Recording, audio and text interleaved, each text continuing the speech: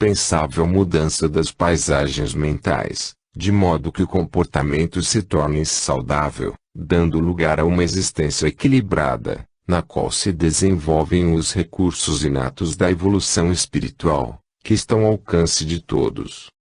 O tema foi trabalhado com beleza, sem notas de ridículo ou de vulgaridade, por tratar-se de algo muito significativo, a todos convidando à reflexão e alteração de conduta. Ao terminar, foram aplicados passes coletivos por diversos médiuns, tornando o ambiente saturado de vibrações de harmonia e de bem-estar. Logo após, a reunião foi encerrada, alguns participantes retornaram aos lares, enquanto outros prosseguiram nas buscas das orientações que necessitavam para o prosseguimento das lutas. 13. Atividades incessantes. Quando se compreender que o centro espírita é um reduto dedicado à paz e um santuário para a comunhão com Deus, embora a ausência de símbolos e quaisquer outros sinais exteriores habituais nos institutos religiosos, maior respeito e devotamento serão dedicados aos labores que nele têm lugar, erguido e mantido pelas vibrações mentais e realizações espirituais dos encarnados e dos desencarnados. Torna-se uma ilha de harmonia no mar tumultuado das paixões humanas em desenfreio total. Atividades incessantes nele têm lugar, desde aquelas de natureza transcendental com os espíritos em aflição, que são acolhidos e recebem o pábulo da esperança envolto na caridade, até os socorros aos viandantes carnais, que se encontram desarvorados. Ainda muito desconhecida, a doutrina espírita é luz na treva da ignorância, proporcionando discernimento em torno dos objetivos essenciais da existência física e do intercâmbio que existe, mesmo inconsciente, entre os dois planos da vida. Invadida pela perversidade de espíritos vulgares, aquele em que nos hospedávamos, não deixava de ser a oficina de bênçãos para as quais havia sido erguido. O transe aflitivo que experimentava era resultado da invigilância de alguns dos seus membros ainda vencidos pela inferioridade moral que não conseguiram superar, porém, em franco processo de reabilitação. O nosso trabalho não tinha outro objetivo, senão de orientar os inimigos do Cristo que se permitiam as agressões, não apenas contra aquele hospital de almas, mas tudo quanto significava ordem e progresso, ética e moral, disposições saudáveis para a fraternidade e a paz. A abnegação de nobres mensageiros da luz, à semelhança do irmão Elvídio e sua equipe, assim como de médiuns e trabalhadores sinceros quão dedicados, constituíam os alicerces de segurança sobre os quais o bem se encontrava edificado. A transitória perturbação logo mais cederia lugar ao equilíbrio, caso aqueles que se fizeram responsáveis despertassem para a realidade transcendente, submetendo-se às sublimes determinações do alto, na síntese do pensamento kardeciano: fora da caridade não há salvação. A caridade, no entanto, no seu sentido mais profundo, esparzindo bênçãos em todas as direções, braços abertos ao acolhimento dos infelizes e à sua posterior iluminação. O dia transcorria abençoado pela aprendizagem contínua ante as ocorrências que chegavam à sociedade, pois que o amor dispõe de um arsenal imenso de manifestações e está sempre vigilante para agir com sabedoria. Preparávamos-nos para visitar uma nobre entidade espírita, no momento sob os éculos de perturbação interna, inspirada pelos declarados inimigos do Cordeiro de Deus, quando fomos surpreendidos por peculiar acontecimento. Eram quase 9 horas da manhã e os serviços socorristas encontravam-se em plena efervescência. Dedicados trabalhadores da mediunidade, assim como assistentes fraternos, ocupavam seus lugares nas salas respectivas, enquanto era realizada uma reunião aberta ao público, obedecendo ao programa de elucidações evangélicas, em comparações esclarecedoras entre o cristianismo e o espiritismo, a desnecessidade de dogmas e de cerimoniais no culto à memória de Jesus, a simplicidade em todas as suas realizações. Havia um público expressivo de quase uma centena de interessados, que dali seguiriam as suas atividades ou buscariam o concurso do passe e da água fluidificada para as suas aflições, e todos fixavam o expositor visivelmente inspirado por devotado mensageiro espiritual.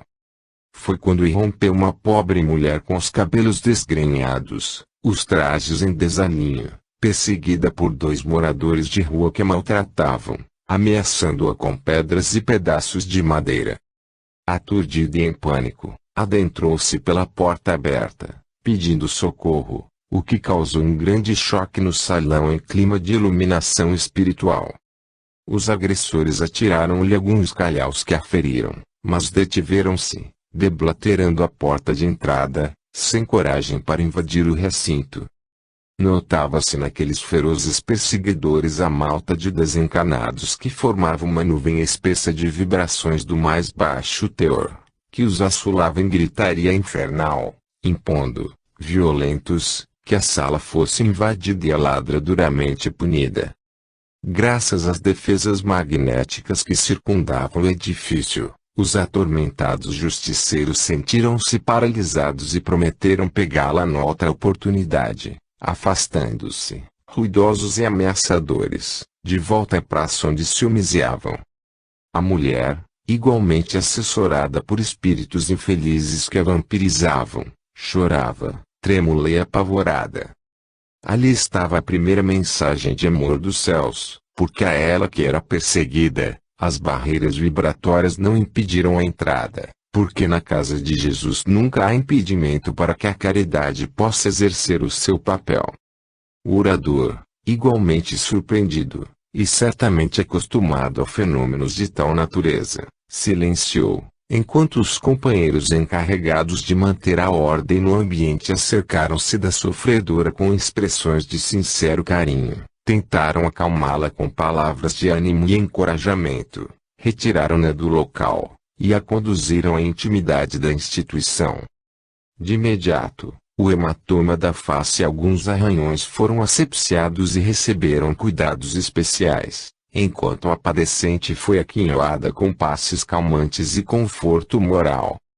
Logo após pequeno descanso, foi encaminhada ao setor social, a fim de serem providenciados recursos para auxiliá-la a sair da rua ou pelo menos transferir-se para outro local, a fim de evitar o desforço dos companheiros revoltados.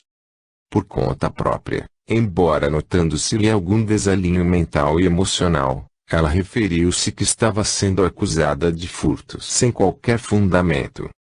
Atribuíram-lhe a subtração de um cobertor, como vingança por haver se negado a exigências descabidas do grupo, que normalmente abusava da sua dignidade e que havia descido a mais baixo nível moral. Os irmãos da caridade resolveram abrigá-la por alguns dias, enquanto se providenciavam melhores condições de vida, desde que ela estivesse disposta a seguir uma nova trilha. Quando Jesus elegeu os irmãos sofredores, aqueles que eram detestados pelos poderosos, e conviveu com eles nas tascas, nas ruas, ao abandono, deixou-nos o sublime legado de que a compaixão e a misericórdia devem viver em nossos corações, abraçadas para o ministério de iluminação. O centro espírita não pode descurar-se do atendimento a esses filhos do Calvário, que foram empurrados para as situações mais dolorosas do caminho, onde deambulam sob as pressões da miséria socioeconômica e moral, e padecendo, não poucas vezes, as injunções de transtornos obsessivos indescritíveis. De imediato, sob a direção do Dr. Bezerra de Menezes, rumamos na direção da venerável instituição que passava pelos terríveis momentos de inquietação e desestruturação, após decênios de atividades dignificadoras, firmadas nas bases sólidas da codificação kardeciana. Havia crescido muito, e, para poder ser conduzida com eficiência, lentamente foi quase transformada numa empresa moderna com os requisitos exigíveis pela tecnologia avançada. Especialistas de comunicação e de desenvolvimento foram contratados, e tudo se desenvolvia dentro dos padrões das entidades que objetivam lucro e devem competir no comércio das negociações. Inegavelmente, Não podem as sociedades espíritas fugir dos impositivos exigidos pelas leis dos diversos países, assim como pelas conquistas tecnológicas que caracterizam o século da ciência e do discernimento.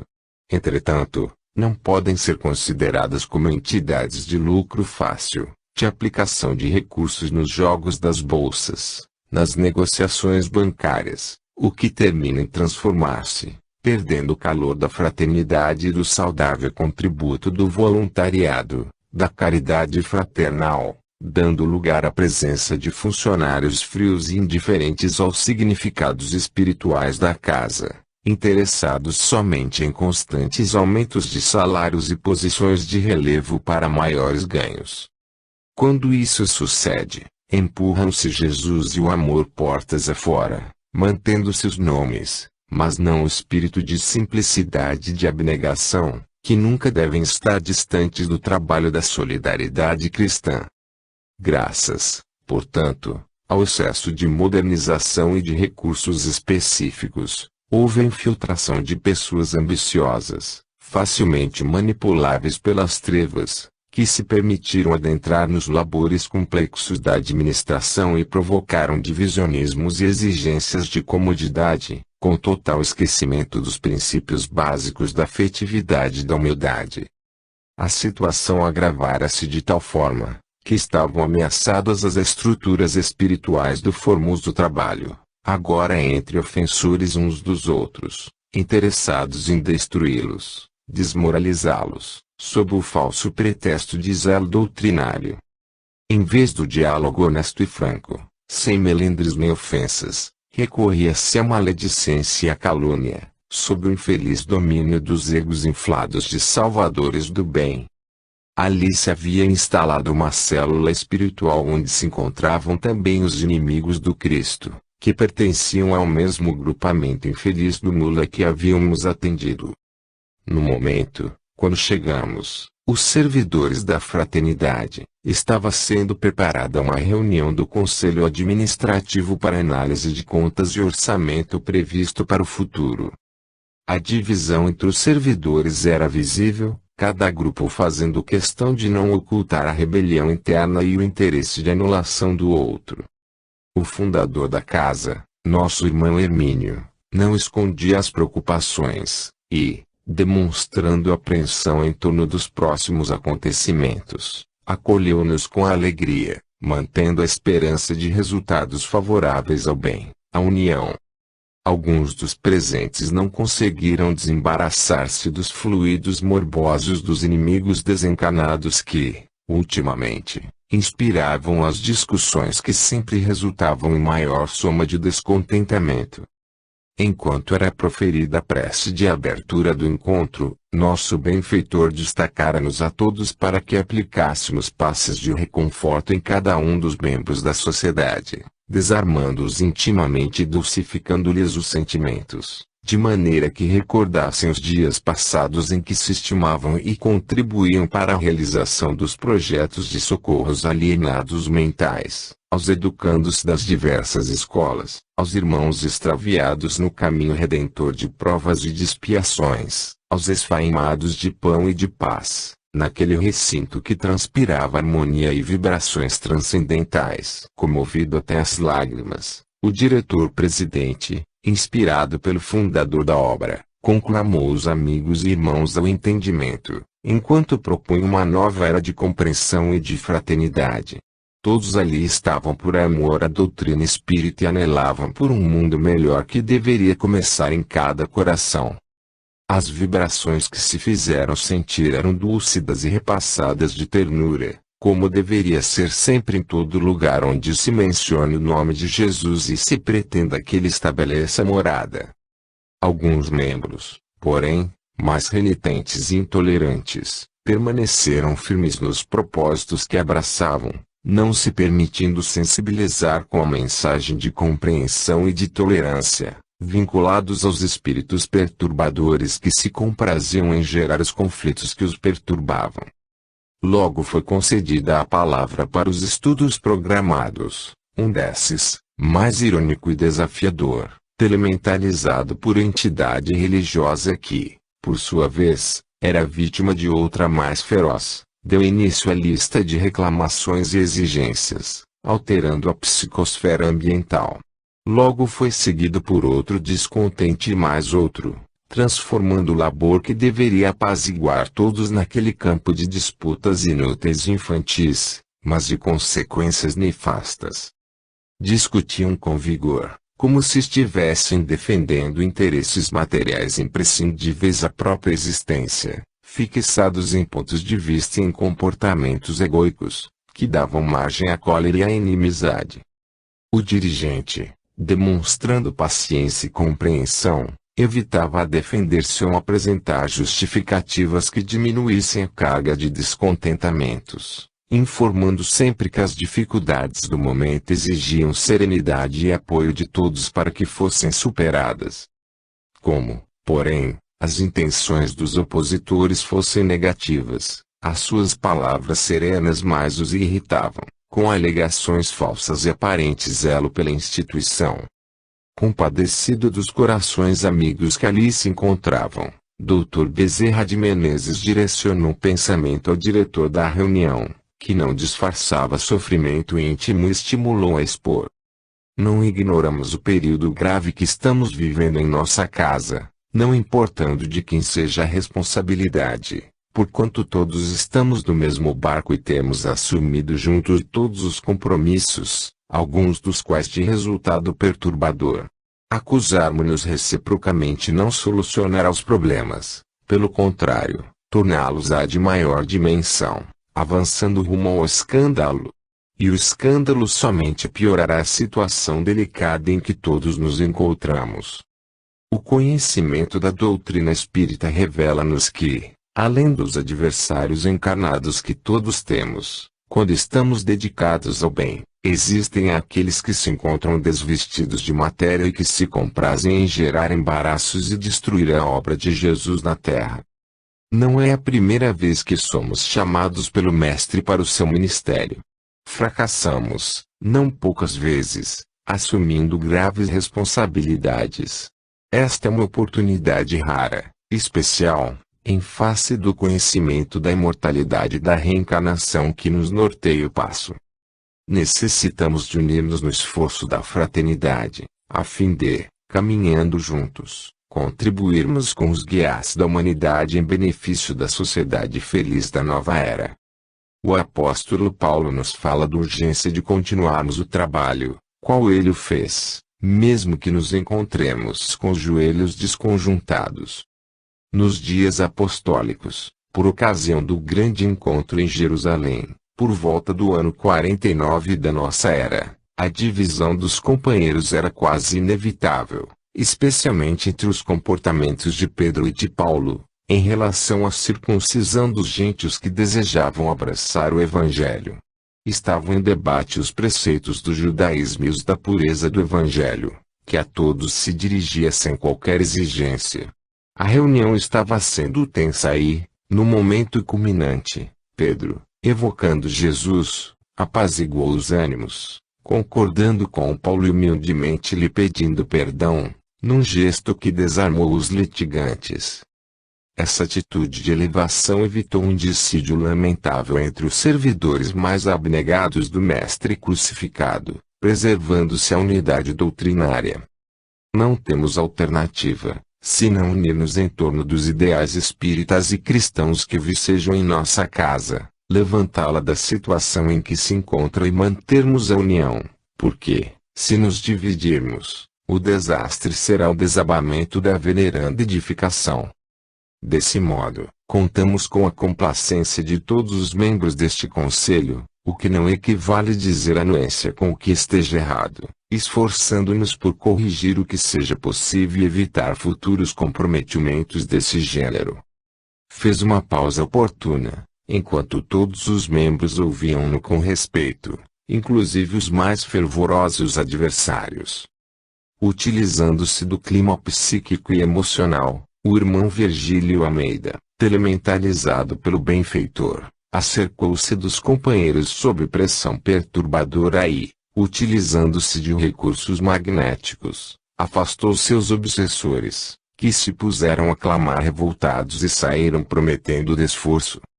A reunião prosseguiu em outro clima, qual se a fraternidade voltasse aos amigos, e foram tomadas providências especiais para minimizar as consequências dos problemas graves, abrindo perspectivas de soluções em médio prazo. Terminadas as discussões e programadas as diretrizes que poderiam atender e diminuir as preocupações gerais, um ar de esperança animou-os a todos, que puderam conversar com mais serenidade e respeito pelas opiniões diversas, creduras de consideração. Dirigimos-nos aos ambientes de atividades espirituais e pudemos participar dos labores socorristas aos desencanados que eram trazidos para repouso e posterior transferência para as comunidades nas quais seriam internados.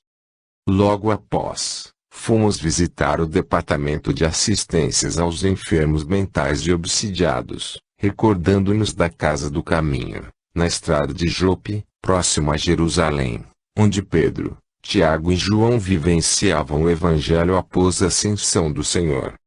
Como podiam atender a multidão de infelizes com os parcos recursos de que dispunham, naqueles longes dias?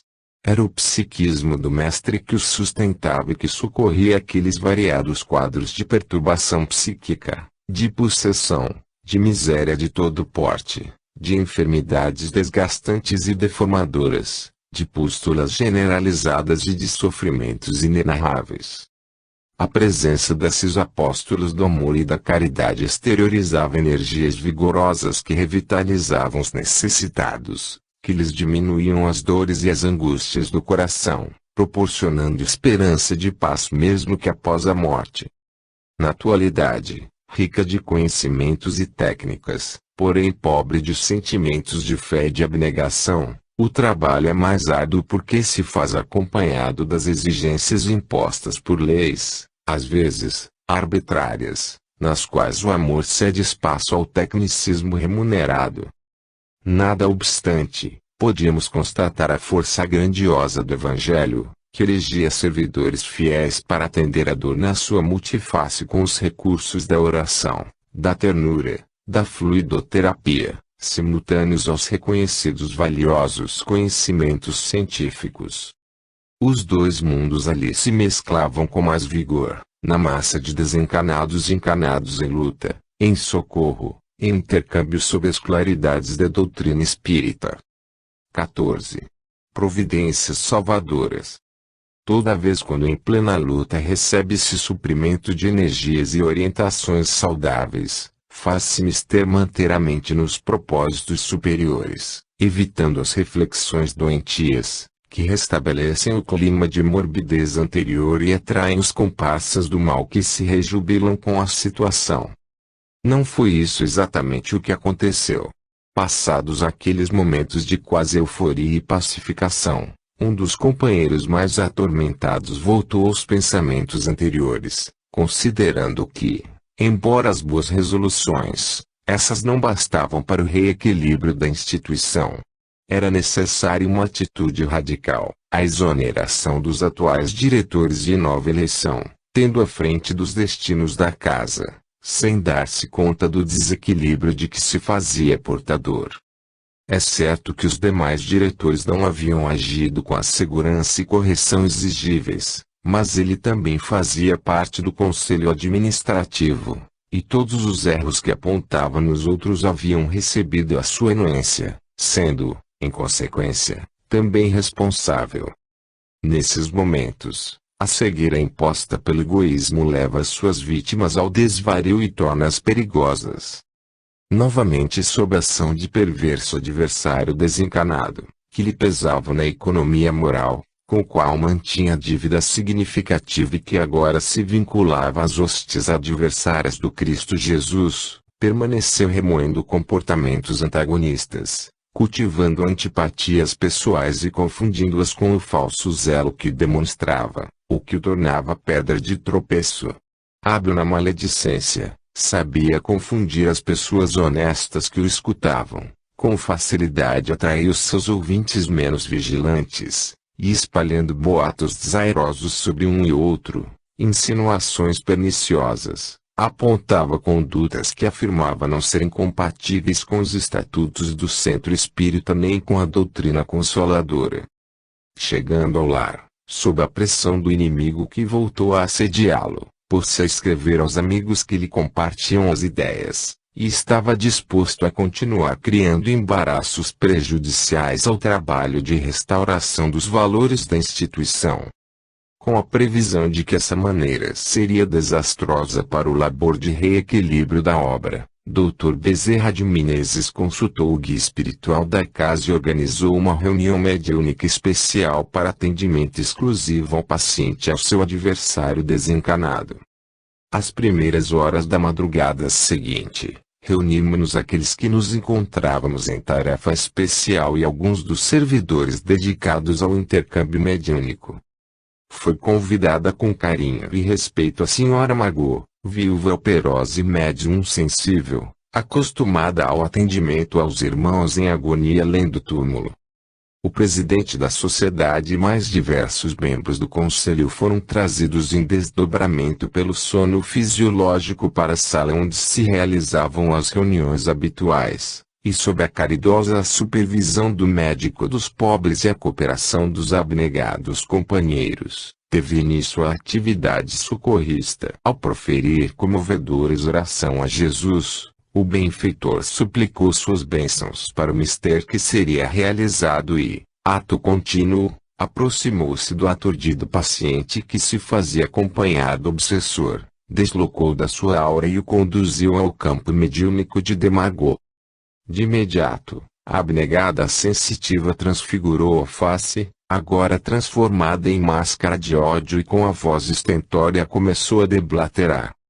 Percebia-se a ira do comunicante que fora tomado de surpresa, já que lhe não passava pela mente a ocorrência desse jaez. Depois de proferir palavras chulas, voltou-se diretamente para o benfeitor e desafiou com atrevimento. Vocês, os discípulos do Cordeiro, são paradoxais. Predicam a compaixão e a ternura, a comiseração e a caridade, no entanto, agem de maneira ilícita e violenta. Como se atrevem a envolver-me nos seus laços vibratórios sem a minha anuência e trazem-me obrigatoriamente a este conciliábulo para destruir-me. Desejam repetir as façanhas utrizes das fogueiras da Inquisição, ou o que têm em mente fazer. Sereno e com inflexão de bondade na voz, o mentor asseverou. Não lhe impusemos nossa vontade, trazendo-o a esta reunião contra o seu desejo. A nossa preocupação é atender o companheiro que lhe padece a injunção penosa e, para esse mister, tivemos que o receber. Como amigo se lhe encontra profundamente vinculado, foi arrastado até aqui, e, tentando assenhoreá-lo, preferimos dialogar ao invés de apenas ouvir. E se eu não estiver disposto a esse diálogo, porque tenho sobejas razões para assim proceder. Não serão palavras vazias e tentativas piegas de generosidade que irão alterar o nosso convívio multissecular.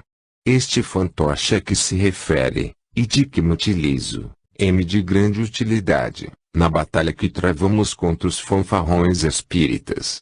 Dizendo-se herdeiros do Evangelho, são uma burla que toma vulto, porquanto não passam de mistificadores, muito semelhantes ao que vivenciaram no passado, quando, noutra denominação religiosa, afirmavam matar por ordem de Deus. Certamente que, agora, já não se mata o corpo, mas se fere profundamente a alma, através das bem-urdidas calúnias, dos campeonatos da vaidade, das disputas pelas glórias terrestres que mascaram de falsa humildade. Veja-se, por exemplo, a derrocada em que tombam esses divulgadores da honra, que não a têm, semeadores da fraternidade, que se entredevoram, obreiros da caridade, que não respeitam o lar nem a família, sempre lutando pelas migalhas do prazer e as mesquinhezes do poder. Compreendemos as suas afirmações e lamentamos a realidade de algumas delas. No entanto, é necessário convir que, se não fossem também as injunções obsessivas que padecem esses nossos irmãos doentes, a paisagem seria bem diversa. Tenhamos em pauta o seu próprio caso. utilizando-se de mágoa pessoal, já que teria sido vítima da pusilanimidade daquele que hospeda psiquicamente, indulo a desordem, naturalmente aproveitando-se do seu temperamento instável e colérico, das suas más inclinações, que ainda não conseguiu superar, e dele fazendo um mau exemplo. Todos temos os pés fincados em pântanos putrefatos, que remanescem de distantes períodos, quando os impulsos dos instintos básicos eram mais fortes do que os sentimentos elevados de amor e de fraternidade, quando a ignorância das leis da vida dominava as mentes e as emoções, dando ideia de que o túmulo finalizaria a existência e o ser, com dificuldades de agora ascendermos ao planalto da fé luminosa, que nos arranca das sombras dominantes. O caro irmão e amigo, ora no mundo causal, bem sabe que ninguém consegue a glória celeste após a morte ou a harmonia antes dela, tendo débitos de consciência em relação à vida. Disso resulta o emaranhamento entre aqueles que se permitiram comportamentos desditosos, uns exigindo resgate e outros padecendo as cobranças, mediante lamentáveis processos obsessivos, ainda pouco estudados na Terra. O que importa, porém, é o tempo que você tem gasto em afligi-lo, permanecendo infeliz, quando já poderia dele estar liberto, embora ele tivesse que prosseguir sob o jugo da recuperação de que ninguém foge. Tenho que o massacrar, tornando-o inimigo de tudo e de todos, antipatizado pelo seu puritanismo hipócrita, pelas suas atitudes de muitas exigências com os demais e benignidade para com ele próprio.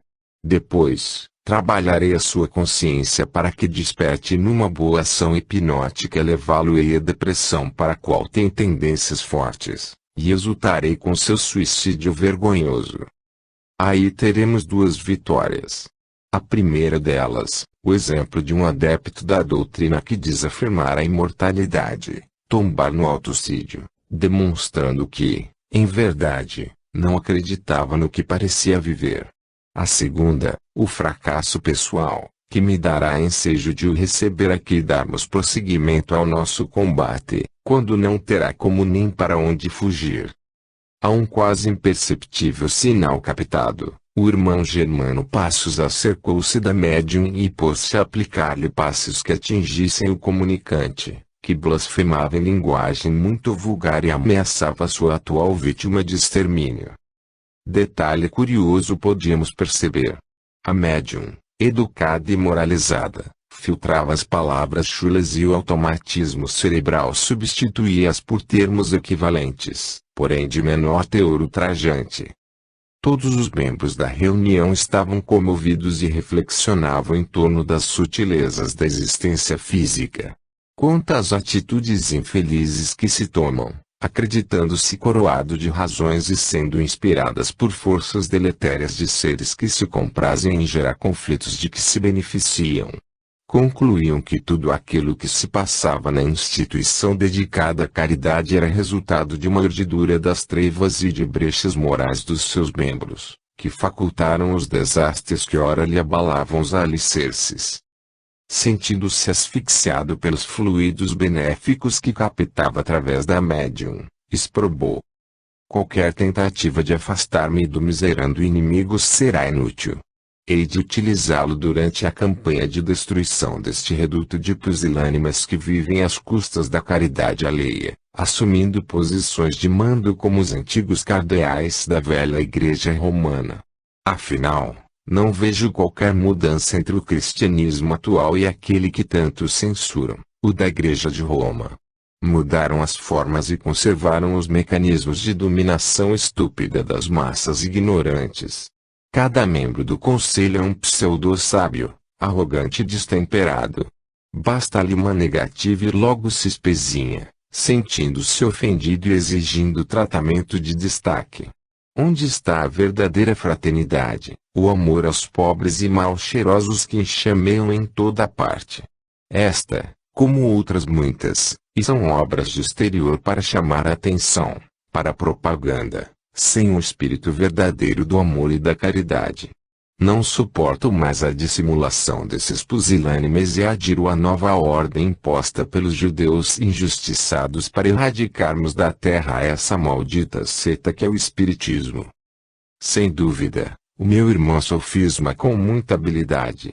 Há, indubitavelmente, muita obra de fachada, como vulgarmente se diz. No entanto, o número de realizações com o selo da mansidão do Cristo e os braços gentis da caridade inspirada pela fé racional, é incontável. Não podem as boas árvores ser responsabilizadas por aquelas de má qualidade, nem o trigo saudável pelo escauracho que medra junto às suas raízes, ameaçando-as. O bem legítimo ou aparente é sempre de responsabilidade daquele que o executa. Vejamos o seu caso. O irmão é lúcido e raciocina bem, no entanto, opta pelo caminho escuso do crime, tentando vingança na condição de justiceiro, como se o universo necessitasse da sua intervenção para manter o equilíbrio. Merece considerar que esses que agem de forma delituosa, realizando de uma forma e vivendo de outra, já estão praticando ação generosa e edificante, quando poderiam estar nas malhas perversas da criminalidade e da perseguição inútil aos seus ofensores. Por isso, caro amigo, o amor é a alma da mensagem de Jesus, e por mais intente ser nosso inimigo, especialmente do irmão doente a quem obsidia, não lhe seremos jamais inamistosos, lamentando seu comportamento, a perda da oportunidade de ser feliz, de interromper esse curso de ações nefandas e injustificáveis. Ademais, observe quantas pessoas dedicam-se à vivência da fraternidade e da ação beneficente desde que Jesus veio ter conosco. É certo que ainda estamos distantes do ideal, mas nos encontramos a caminho e oportunamente atingiremos a meta a que nos destinamos. Não me interessam os seus argumentos que me desviam a atenção dos objetivos da espada prestes a aplicar o golpe final no miserável. É o que você pensa, mas que não corresponde aos sublimes desígnios de Deus, porque o seu algoz é também filho de Deus, que se está tornando vítima, com a sua posição vingativa. O irmão fala que foi vítima da infâmia e da crueldade, o que é verdade. Mas não se trata de uma vítima inocente. Nos arquivos da memória profunda estão registrados os nossos comportamentos. E como não temos alternativa, iremos permitir-nos levar o querido irmão a rever-se antes do momento em que padeceu a injunção lamentável. Novamente, o irmão Germano Passos acercou-se da médium e com uma voz suave, monocórdia, começou a sugestão. Durma e recorde-se. Durma e recue no tempo. Durma. Simultaneamente lhe aplicava passes longitudinais, calmantes, que pareciam desenfaixar o perispírito das lembranças atuais e induzir o espírito a mergulhar nos arquivos mais profundos. Foi como um raio. De imediato, o comunicante começou a debater-se e a falar desordenadamente ante o que identificava no mundo íntimo. Por volta do século XII, em plena Idade Média, ele havia sido um judeu polonês rico que explorava as pessoas que o buscavam, necessitadas de ajuda econômica. Avarento e destituído de sentimentos, era implacável com aqueles que lhe tomavam emprestadas somas de qualquer porte. Aquele que hoje lhe padecia nas garras perversas havia se enredado em negócios infelizes e não podia pagar-lhe, quando a família se encontrava em situação deplorável de miséria, fome, crianças doentes, sofrimentos. Insensível, o cobrador recorreu às autoridades que o levaram a julgamento indecente e puniram o devedor com inclemência, atirando num calabouço infecto, onde veio a falecer pela fome e por doenças contraídas na situação desditosa. A família, totalmente arruinada, também foi consumida pelas doenças e pela morte ao longo dos meses. Tomado de espanto, ele gritava: "Não, não sou eu esse infame. Sim, sou eu mesmo, recordo-me. Era justo o que eu fazia, afinal, o empréstimo não era uma doação, e o preguiçoso não queria pagar-me tudo quanto me devia. Justo e bom, ajudei-o, mas não podia correr o risco de ficar na miséria, sem o competente retorno dos valores que lhe cedi. Considera, interrogou o mentor, justo o método de cobrança imposto de maneira implacável a alguém devorado pelo desespero e sem qualquer meio de ressarcimento. Fosse o contrário, e o amigo lhe fosse a vítima, como procederia? Ponha-se no lugar do outro e pense no que gostaria de receber. Ele morreu, mas não se consumiu, e o ódio que o tomou encarregou-se de o perseguir na velhice desditosa e em futura reencarnação, quando se modificaram as paisagens. Tendo o amigo renascido ainda como judeu, reencontraram-se e, por isso, a vítima lhe tomou todas as moedas que lhe motivaram a prisão injusta e decretou a sua morte infamante. Acredita justo que se repita indefinidamente essa complexidade de contas, vítima algoz vítima, ou pode interromper esse curso trágico mediante a paz que a todos fará bem e a fraternidade que os erguerá à misericórdia de Deus, o Pai compassivo? O nosso hipnotizador continuou por mais um pouco, com as energias dispersivas na área do chakra frontal, ativando-o, a fim de que as memórias fossem nítidas. Ouvimos as considerações do comunicante, mas também vimos aquilo que ele recordava, em verdadeiro filme cinematográfico. Cenas aberrantes ressurgiam dos painéis da memória em contínuo suceder, até o momento em que o atormentado gritou não mais suportar as evocações que o tornaram desditoso. Os amigos reencarnados nada viam, somente ouviam os comentários do irmão aflito, sendo tomados de compaixão pelas suas dores antigas.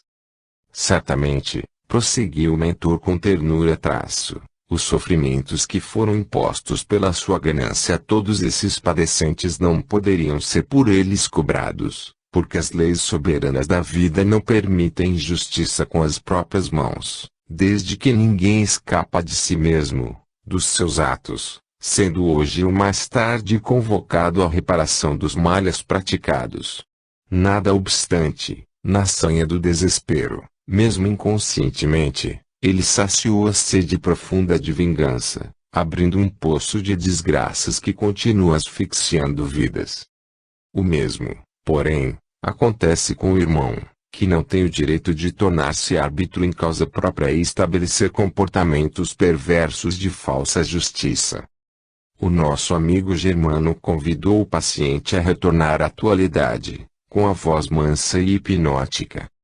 Vimos, então, o poder do arrependimento funcionar, quando o atormentado algoz bradou: rendo-me. Não estou convencido, mas me encontro vencido. As minhas forças esgotam-se, sinto falta de ar, de equilíbrio, parece que estou morrendo novamente. Sim, meu amigo. Estão diluindo-se as formas de pensamento mantidas por séculos de hediondez. É necessário que toda essa névoa de rancor seja dissolvida para que brilhe a luz da esperança e da solidariedade. No momento, basta que se resolva pela mudança de comportamento e entregue-se a Jesus, o Messias do perdão e da compaixão. Ele o receberá na condição de ovelha tresmalhada que se aproxima do redil. Ó Deus de Abraão, de Isaque e de Jacó, tende misericórdia de mim. Ponto. E foi retirado da médium ofegante pelo generoso médico hipnólogo. Foram aplicados recursos fluídicos na intermediária que houvera contribuído para a libertação do irmão enfermo e apresentava a fadiga natural decorrente do desgaste das forças anímicas de que era a possuidora. Logo depois, estava completamente reanimada, quando o benfeitor comunicou-se, convidando todos os presentes a uma radical mudança de conduta mental e social em relação às lutas redentoras. Vivemos a hora da grande crise e vemo-la presente em todos os segmentos humanos, cada um deles assinalado por necessidades de modificação, por cujo momento duas culturas enfrentam-se, a que desaparecerá depois de muitas dores e a que se implantará renovadora e fraternal. A humanidade está exausta das guerras interminas, que resultam do egoísmo de minorias violentas e desequilibradas, que ainda não entenderam as nobres finalidades da existência física. A revelação dos imortais objetiva despertar todas as consciências para a compreensão real dos processos da evolução que ocorrem apesar das crises de toda a ordem. Toda ascensão é feita com dificuldade, e nenhuma conquista é lograda sem o contributo do sacrifício.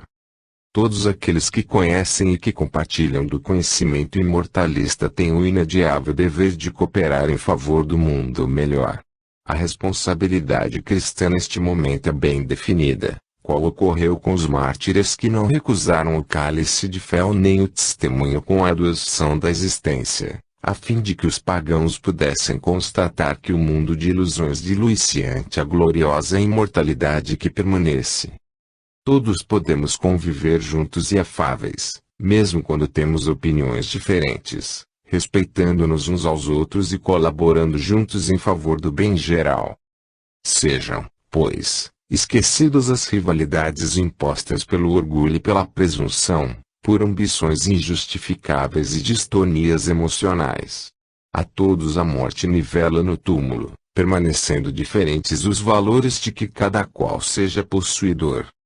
Não há outra alternativa para que a paz se estabeleça entre todos os trabalhadores do Evangelho. Cada um dispute a honra de melhor servir, de apagar-se no anonimato da compaixão pelos mais pobres e sofredores, constituindo-se demonstração da abnegação conforme o exemplo do inolvidável Mestre de Nazaré. Em razão da presença de pessoas humildes e amantes deste nosso reduto de socorro, suas preces e preocupações chegaram ao Senhor que ouviu as suas súplicas e atendeu-as, enviando trabalhadores do mais alto para que fossem interrompidas as agressões das trevas e recuperados os patrimônios de amor e de bondade para com todos. Ninguém rumo ao abandono, sempre assistido pelas forças do bem inominado, a que se deve entregar sem exigências nem reclamações. Procurando-se entender os desígnios da divindade, que sempre objetivam o progresso e a felicidade dos espíritos, torna-se mais fácil a jornada e menos penosas as aflições, mesmo quando se é convidado aos resgates mais severos, o que proporciona alegria e bem-estar. Concedei a outro, aquele que se vos opõe, o direito de assim pensar, não se facultando, no entanto, entrar em combate ideológico por vaidade ou desejo de submetê-lo, porque a verdade absoluta somente o Pai conhece. Combatei, pois, o bom combate, a fim de que, terminada a vossa tarefa terrestre, possais dar conta da vossa administração, como afirmou o apóstolo Paulo, ao encerrar o seu luminoso périplo na carne. Sede gentis no lar, na rua, na comunidade religiosa e esportiva, no trabalho, onde estiverdes, pois o selo da mansidão do Cristo vos fará conhecidos e imitados.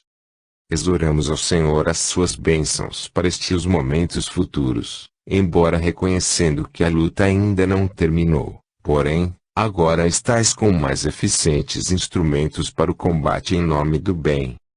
Silenciou, enquanto lágrimas de emoção escorriam pelos olhos de todos nós, ali presentes. Alguns espíritos que se compraziam em gerar problemas na Grey, igualmente haviam sido levados a participar da reunião, e, ao ouvirem as nobres orientações, não se puderam furtar a emotividade e a saudade de Jesus, o amigo verdadeiro de todos nós. Foi proferida a prece de encerramento, e os encarregados de conduzir os convidados aos seus lares puseram-se a caminho, deixando o santuário mergulhado em suave claridade que impregnava o ambiente. Algumas entidades trabalhadoras do núcleo prosseguiam na sua zafama, enquanto nosso grupo retornou à sede onde nos hospedávamos. A madrugada ainda se encontrava amortalhada nas sombras, aguardando o rosto luminoso do amanhecer. Uma alegria silenciosa nos dominava, por constatarmos a vitória do amor em relação ao ódio, o bem em relação ao mal, e sentíamos uma gratidão impossível de ser definida, por estarmos entre aqueles que foram convidados para o labor. Os desafios prosseguiriam, é certo, porque as lutas enrijecem as forças, Mas as circunstâncias agora seriam outras e os corações estariam equipados dos recursos próprios para o trabalho de autoiluminação e de compaixão aos agressores. 15. Esclarecimentos oportunos. Havia silêncio jubiloso entre nós. No entanto, em nossa mente bailavam interrogações diversas que o benfeitor percebeu e, com muita discrição, esclareceu-nos. Estamos numa guerra declarada. As forças do mal, que um dia praticamente dominaram a Terra, no período da Inquisição, e os fanáticos espirituais de antigas doutrinas que detestam Jesus uniram-se no mesmo campo de batalha, embora a diferença de convicções, contra o que consideram seu inimigo comum. Na impossibilidade de o atingirem, desenharam um plano hábil e sórdido, em relação aos cristãos novos, os espíritas, em particular, e as pessoas de bem em geral, para o combate, no qual o amor deve ser ferido de tal maneira que se converta somente numa forma vulgar de expressar sensualidade ou interesse, qual vem acontecendo.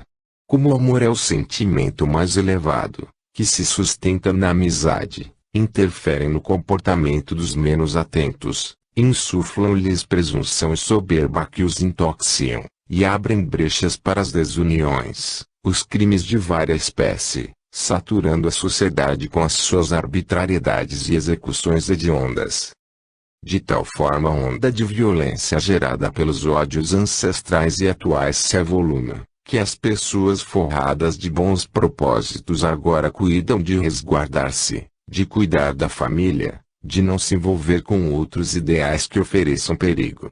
Diminui a solidariedade e um ressentimento surdo, feito de revolta e amargura, praticamente se torna um bafio pestilento que ataca a comunidade terrestre. A mídia, que vive e se compraz em vender alucinações e pavor, sem o menor respeito pelos sentimentos humanos, a pretexto de informar, faz verdadeira lavagem cerebral em que o mal predomina, convida os cidadãos a um alerta armado, porque ele poderá ser a próxima vítima, enquanto estimula os esportes radicais sem nenhuma consideração pela existência física, decanta os festivais alucinados de drogas e de sexo, que arrebanham centenas de milhares de jovens e adultos frustrados uns, cansados outros dos próprios excessos, e reinam o medo, a insegurança, a incerteza, o vazio existencial. Certamente há nobres exceções, mas, na generalidade, as estatísticas do crime são assustadoras, acompanhadas de doenças intempestivas que surgem e desaparecem, que devoram vidas e ameaçam outras, viroses estranhas e particulares, em ameaças tenebrosas. Não são, porém, estes dias, surpresa para os estudantes do Evangelho de Jesus, porque estão anunciados com detalhes nos escritos luminosos e serão tão terríveis que o Filho intercederá ao Pai para que sejam amenizados, pois que, se o não forem, quase ninguém resistirá. Fez um silêncio oportuno, a fim de facilitar a absorção do seu conteúdo, logo prosseguindo. A chegada do Consolador ao planeta terrestre faz parte das promessas do Senhor, de forma que os seres contemporâneos disponham das informações seguras de como comportar-se neste momento áspero e, ao mesmo tempo, para que haja a conscientização dos valores éticos e dos deveres da solidariedade humana, única forma de sobreviver-se aos ultores acontecimentos. Como sabemos, mais de 5 centenas de grupos especializados em desobsessão e socorro especial encontram-se na Terra, à semelhança do nosso, sob o patrocínio da veneranda embaixadora de Jesus que esteve conosco, convocando-nos e anunciando-nos as lutas rudes que travaríamos, todos vinculados ao amor, que é a única terapêutica para a doença do mal que existe no espírito e nele deve ser tratada. Ainda não atingimos o clímax das dores e conflitos, mas, por outro lado, são inúmeros os resultados eficazes dos esforços empreendidos pelos trabalhadores do além-túmulo em forma de socorro. Algumas instituições espíritas cristãs sitiadas e outras organizações sociais e administrativas do mundo estão em processo de recuperação, depois da eliminação de alguns focos de desonra e de ultraje. Após alterarem regulamentos mais compatíveis com as finalidades doutrinárias, econômicas e sociais, eliminaram alguns daqueles membros que eram telementalizados pelos adversários da verdade, ou despertaram juízes nobres e sem dependência do poder totalitário e econômico, para que denunciassem imoralidades administrativas, complôs de organizações criminosas de pessoas falsamente inatacáveis, levando-as ao cárcere, após confessarem os seus pantanosos comportamentos, alguns obrigados a devolver os valores desviados, originados nos subornos e ações ilícitas, praticadas com sorrisos e zombaria da honradez e da dignidade humana.